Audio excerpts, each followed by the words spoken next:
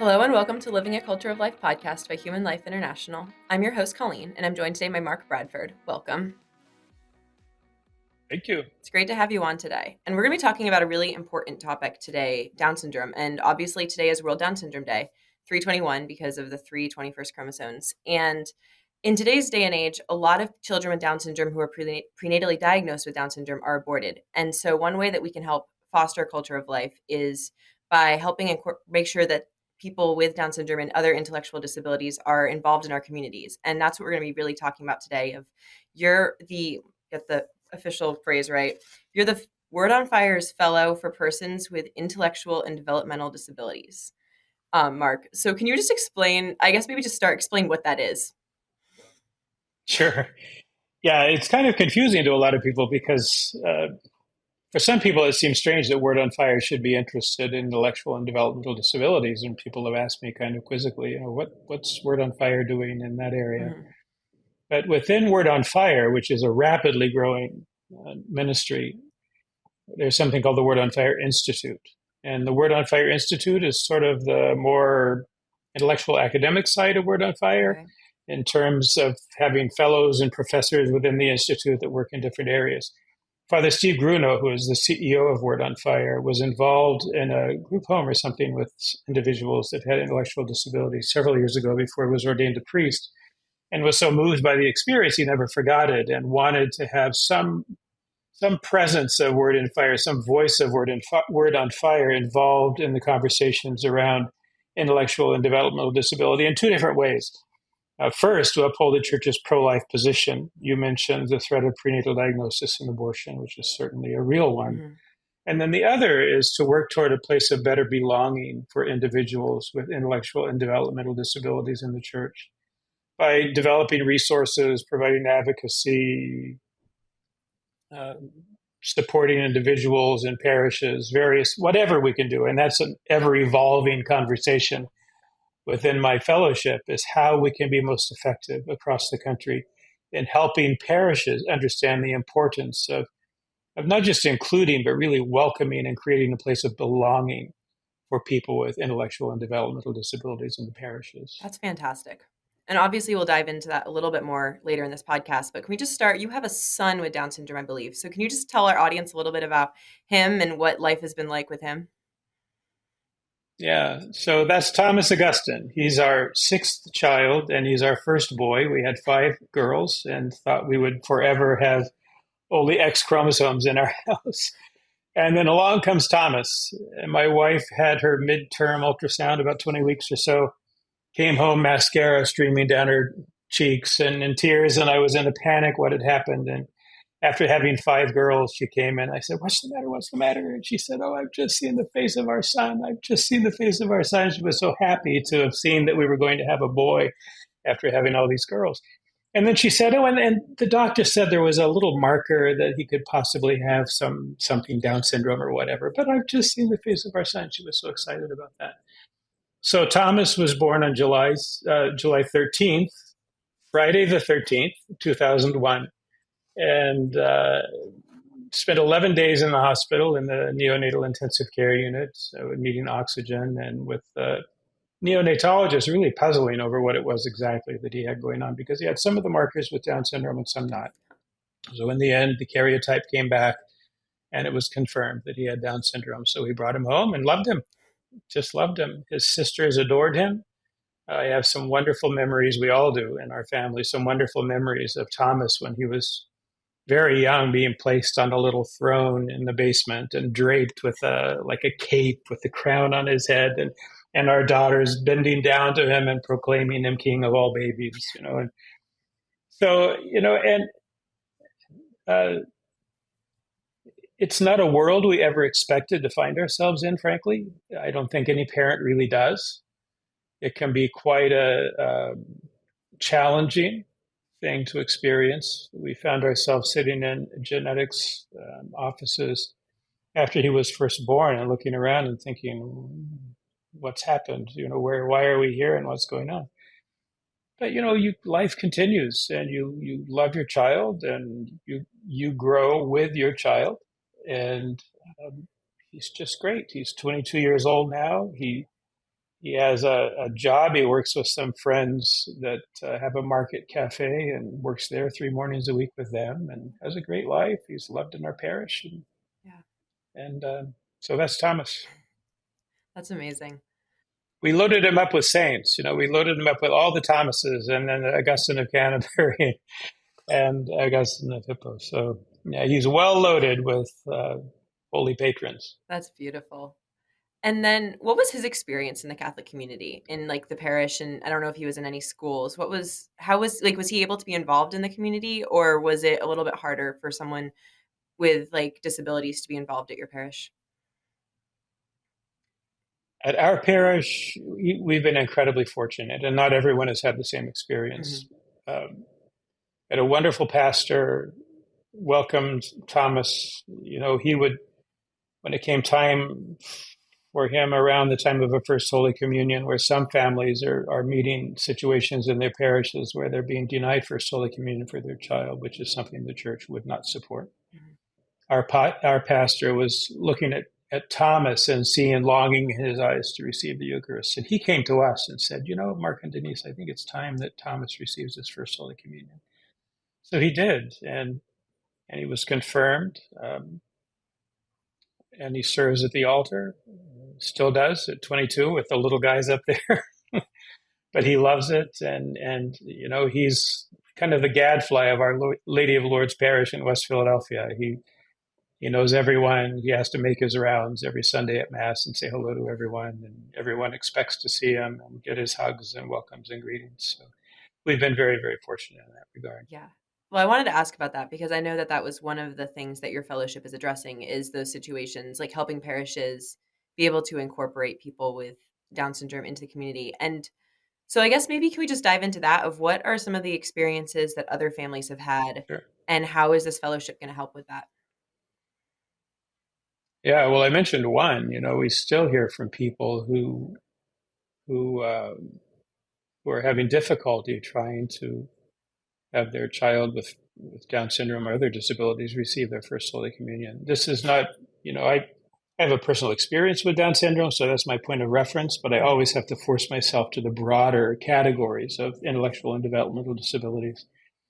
So the experiences are across the board. I just heard from a beautiful young couple, a woman who they've just adopted a young boy, uh, infant with Down syndrome, who needs a trach to breathe and is on a G tube for feeding. mhm, And she didn't tell me the specifics, but she did mention that they're not getting a strong sense of welcome in their parish.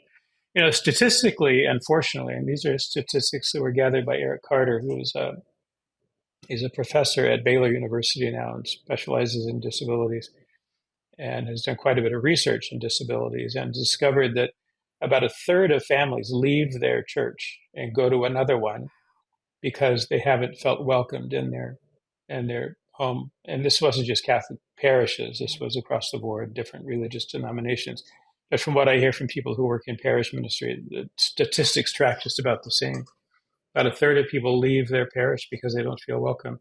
I know people personally who have done that. I met a woman years ago that has a child with Down syndrome and a child with autism, and was a Catholic, lives in New York City, of all places, loved the church, couldn't find a place of welcome in any Catholic parish for her and her two children. And so she left and went to the Episcopal Church. Wow. I was at the Down Syndrome Congress, the National Down Syndrome Congress in Orlando in the summer, and talking to a woman who had the same experience. She's from the Cleveland area, I think it was. Had a similar experience, and this is what happens other than people leaving either go to a different Catholic parish or to go to a different religious denomination. Mhm, She just left completely, and she had the trope that we often hear in this world that the church says that it's pro-life, and the church is pro-life up until the time you give birth, and then they forget you and you're on your own. mhm. And she was bitter and unhappy. She still prays a rosary. She still loves the faith and would like to be back, but she just doesn't feel like she can because of the way that she and her child were treated. That's so sad. So yeah, that's a big focus of this fellowship. We're starting to work on a book now that will be a resource for parishes to better understand the nature of disability and the family experience of disability, what the church provides in terms of sacramental preparation and reception. Hmm. Also, how to counsel a family that has received a prenatal diagnosis of Down syndrome or some other genetic anomaly. Tracy Windsor and Bridget Mora from Be Not Afraid are writing that chapter for us. And they've done a beautiful job. I have that chapter in hand. It's wonderful. So we'll cover all these different areas, counseling families who receive an adverse prenatal diagnosis, Hmm. counseling families for perinatal loss if a child would die either through miscarriage or shortly after birth. Also, at the other end of life, counseling individuals that have disabilities who've lost their primary caregiver, which is a tragedy for many people Hmm. as they age. Their parents are aging ahead of them, and children, individuals rather, with Down syndrome are living now into their 60s. It never used to be the case. But they're outliving their parents in many cases now, and it can be traumatic after spending your life with these people who love you and have cared for you through your entire life to lose them. So the book will be broad in its reference for various situations that anyone working in disability ministry, pastoral staff, priests, pastors, and even parents Hmm. will hopefully be able to use as a resource that will help improve the situation in some sort of way. And then we'll start building on that, obviously, with other resources as well. That's so important. I'm so glad that someone is doing that work. I've never thought about the end of life side of it, where if someone who has a disability loses a parent, that would obviously be so hard. I mean, it's always hard losing a parent, and so especially if it's the person that's been caring for you, someone that you've relied on your whole life, and then yeah, if you have the developmental disability or an intellectual disability, it's going to make it that much harder to kind of grasp, I would assume, than somebody who's had other like who has a more developed um, intellect, I suppose. Um, Yeah. Well, and these people tend to relate to things much more on an affective level mhm, than many of us do. So when you experience loss like that, it can be quite traumatic. mhm, And the other way around, for parents who have cared for one of their children into whatever point of age and lose them, that's difficult too. So yeah, just the goal of this part of the book will be to really help people understand the importance of sensitivity around those issues. mhm, And there may be some need for the church to go in and help, uh, hate to use this word, but rehome mhm, people who've lost a caregiver. yeah, And and it can it's so be a challenge. important to have the community support for that, to make sure that these people like that people with intellectual and developmental disabilities have a place in the community because they have so much to offer in their lives and in their You do. gifts, and especially people with like Down syndrome are so happy. That's just such a contagious joy, and so just being able to provide like help communities be able to recognize those gifts and in a sense make use of them, not like you should obviously use someone not in a utilitarian way, but in like the way that these people belong in the community and they have so much to offer, and making sure that people are open and able to receive those gifts. Going Right. back to what you said about Holy Communions and people being told that, like, not being able to, I guess, individuals not being able to receive their first communions, what were the reasons behind that? I'm sure they're varied. Mhm, I think for some priests' minds, there has to be very clear awareness that what they're receiving isn't just bread or a wafer, that mhm, it's truly the body and blood of Christ. And that awareness can be recognized in various ways. And the church, in its documentation, both the U.S. bishops, actually Pope Francis made a comment not too long ago about this as well, and I can't quote it, but it's essentially to say that the church just has to be generous. And if there's any error to be made, it should be on the side of generosity and not restricting the sacraments from individuals who have disabilities. To always presume that there's knowledge there. You don't want someone to receive First Holy Communion who will take it into their mouth, who has a sensory issue and spit our Lord out, obviously, to mhm, be kind of crass. But in every possible way, the church should accommodate individuals in the reception. It might take longer to meet a standard for confirmation. mhm. Although, if we look in the Eastern churches, confirmation was done to infants, right? Yeah. Yeah, same time or even before baptism. So, Mhm. Can you tell me a little bit then about the prayer book that's part of the fellowship for for adults, I think, with intellectual disabilities? What is that and why is it needed? And yeah, I'm really curious about that. It sounds really interesting. Yeah. Well, when I was first given this position, I came out to Rochester, where I actually am right now, getting ready to do a seminar over the next 3 nights. Um, Father Steve Bruno, who is our CEO, said that he would like to see that happen as one of the first projects. And I heard that and I thought, oh boy, it's going to be a challenge. And it was a challenge. It was difficult to come up with the right level. And it took several different tries and many different edits. And some of those are still going on now, actually, as the design team has the book and is illustrating the book for us. But, I agreed with Father Steve that it's important to provide resources, various kinds of resources for individuals with disabilities. But it's important for them to have something that's their own, Mhm. that they can relate to visually, that they can hold in their hands, and that they can read. My son has a book that he likes at 22 years old. It's a book on praying the rosary that's written for young children. And while individuals with intellectual disabilities are childlike, they're not children. Mhm. And my personal feeling, and that of many others as well, is that we need to encourage their appropriate adulthood as much as we can within the context of who they are, who God has made them to be. And so that's what this is. It's a book with um, the first part of it is really intended to help individuals establish a habit of prayer through the day.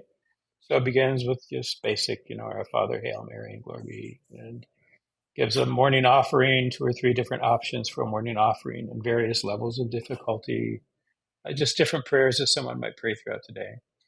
And then it has a section on the Mass and some recommended prayers that they can pray, asking for help and understanding or help in participating in the right kind of way in very simple language that they can pray at different points in the Mass as they prepare for the Mass, as they enter into the liturgy of the Word during the offertory, and at Thanksgiving at the end of Mass after communion. And it has the Divine Mercy in it. Did I mention the Rosary already? It has the Rosary, the Divine Mercy, a section on the Mass, and then it has this recommended daily regimen of prayer, prayer before meals, various things. And then it's in the process of being, as I said, illustrated now by our incomparable design team for Word on Fire that does everything in a beautiful way. And I'm sure, I don't know yet when it will be out. I don't have a production date for it. Also, and this is pretty exciting news, I think. There's a brand new font that has been developed for individuals who are dyslexic. Oh, interesting. That's been proven through research at Cambridge University in the UK, apparently. It's designed by a Dutch um, typesetter that we use actually to typeset the Word on Fire Bible for us. And it's a special font that's been proven to be easier for people who have dyslexia to read. So it's weighted at the bottom to hold the text more steadily on the page.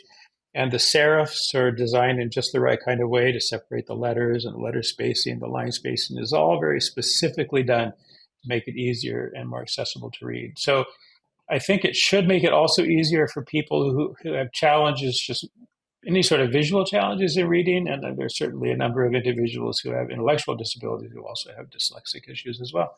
So that's kind of an added bonus to this that I didn't anticipate when we first got this project going. So that's kind of exciting.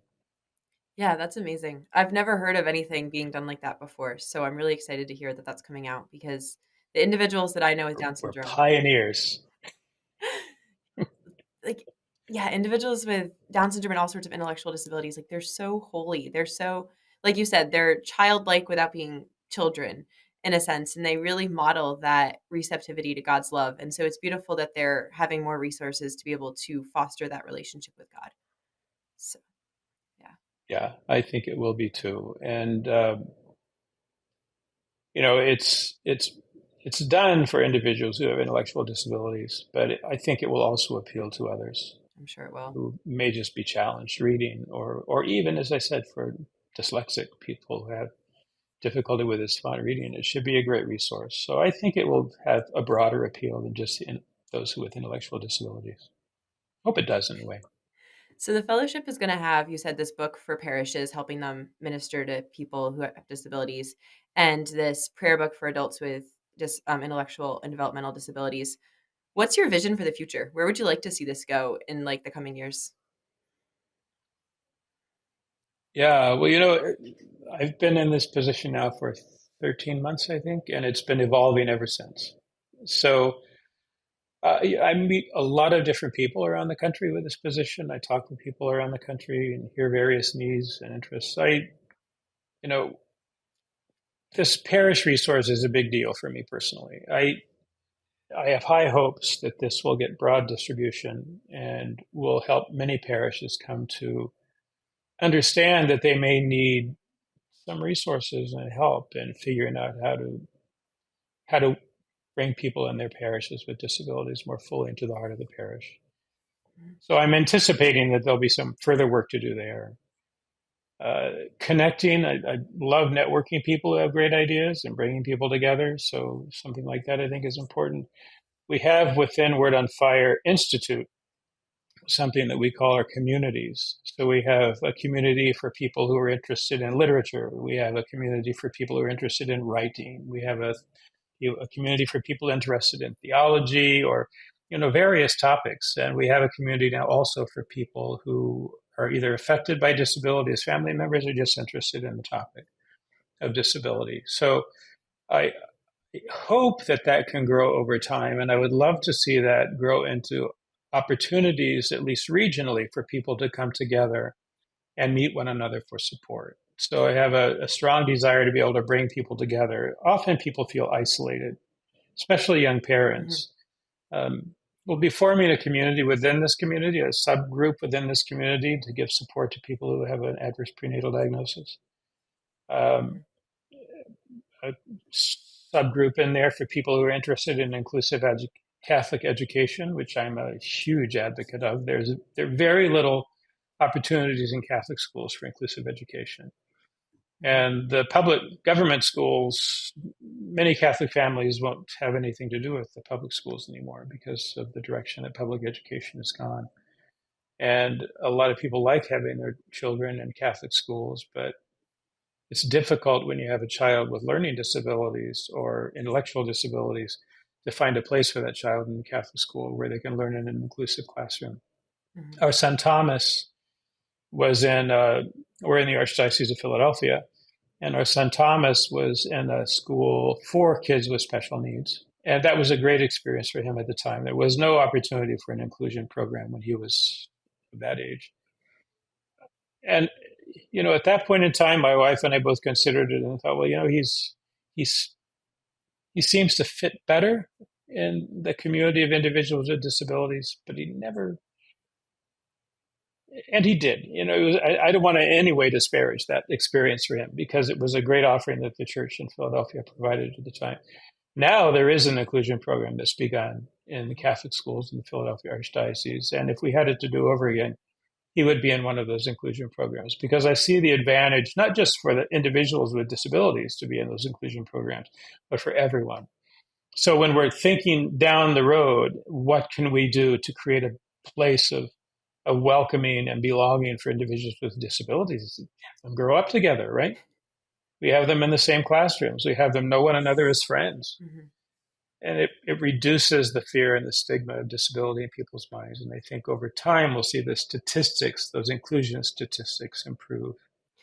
When you say So inclusion, promoting inclusive education is one. Yeah, when you say sorry. inclusive education, is that people who have disabilities all going to school with people who don't like are quote unquote normal, or is that giving people with disabilities their own classroom? I think I misunderstood that. No. Okay, no, it's my son's experience was a school just for children with disabilities. Okay. What I'm saying I would like to see more of, and many people would, are schools, Catholic schools, who accept children with intellectual disabilities and for at least 1% of the day have them in the classroom with their typical peers, where they're learning with their typical peers. Hmm. It may not be all day, and there may need to be some adaptations that happen in that classroom, but they will be together. They'll be learning together, growing together, being formed together. Yeah. That's so important. I saw that in my community. They have obviously I'm not saying this against Special Olympics. Special Olympics 100% has its place, but the local public school also had unified sports where typical peers were with children with disabilities playing sports. And I thought that was so beautiful to see like high school students at a public school, like going out of their way to be on a team with people who had developmental disabilities, and the friendships that came about because of that, and the joy. And they both, Special Olympics and unified sports, both have their place, but it was really beautiful to have that option. And I think that the more that we can incorporate that type of idea into our parishes, into schools, into our communities, the like you said, it reduces the stigma, it forms relationships, and it really helps create that culture of life. And it also means that when somebody, for instance, a teacher at a school or somebody in the broader community gets a prenatal diagnosis of some disability, it's going to help influence them to choose life if they see that a child with that disability will have a place, will have a community, won't be stigmatized, and won't be isolated. It will really encourage people to choose life in those situations when they see that their child won't be neglected or abused or bullied or shoved aside. So, Yeah, completely agree. Completely agree. Yeah, and as the the situation of prenatal diagnosis and termination increases, mhm, hopefully it won't increase much beyond where it is now, but there are fewer individuals being born with, especially Down syndrome, or something that's so easily identified through prenatal diagnosis. That was actually our experience when our son was younger. We had him involved in Special Olympics to some extent, but there were very few children his age involved, mhm. which was sad. Yeah, it is really sad that because there's so many children have been aborted with that diagnosis, the people that do have it don't have as many friends that are like them. Obviously, like you said, we're forming relationships with your typical kids as well and adults, but it also is important to have that recognition. Like we share something to people with Down syndrome. I think recognize they share something with other individuals with Down syndrome and really appreciate that. And so it's too bad Yeah, that that's been taken away from them. What yeah. advice would you have for any of our listeners who want to promote a more inclusive environment for their parish or for their school or just in their community? How can they go about doing that? I think the first thing to do is to just get to know people with disabilities. The statistics for church attendance for individuals with disabilities are not good. And in many cases, it's families. They might have a child with autism, for example, who stems during Mass, flaps or vocalizes during Mass. And it doesn't take too many funny looking stares to that family to make them feel like they don't belong there. Mhm, So I think it's important to always be outreaching. Anytime you see a family come in, especially a family with a new baby, or autism isn't something that's diagnosed at birth, but within the first few months or a couple of years of life, anytime you see some unusual behavior, or anytime you see a new child, new baby come into a parish community with visibly with a disability of some kind, physical or intellectual, developmental, whatever it might be, I think it's important to make those people feel welcome.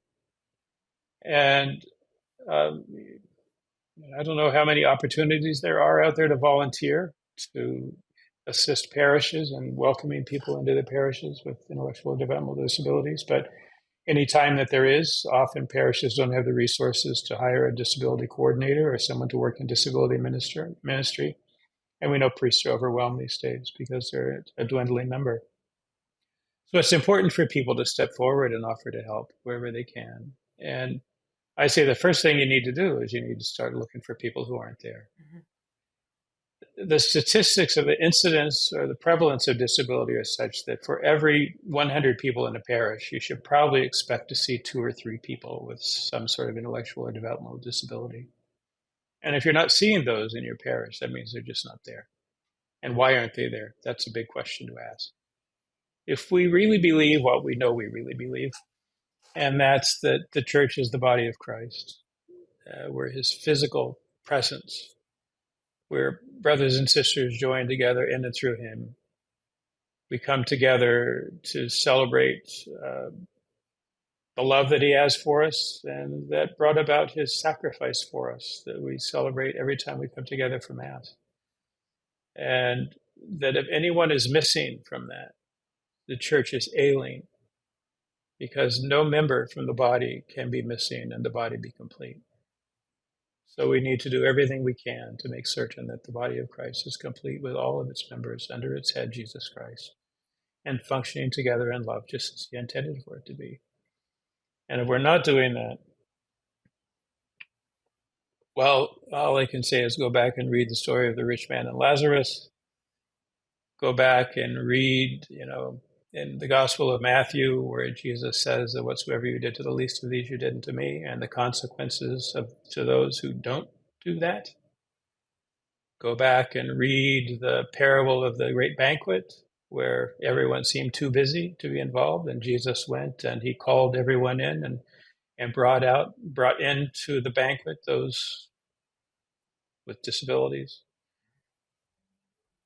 Reflect on what it means to have what the church has called a preferential option for the poor, and understand that the poor are not just people who don't have money.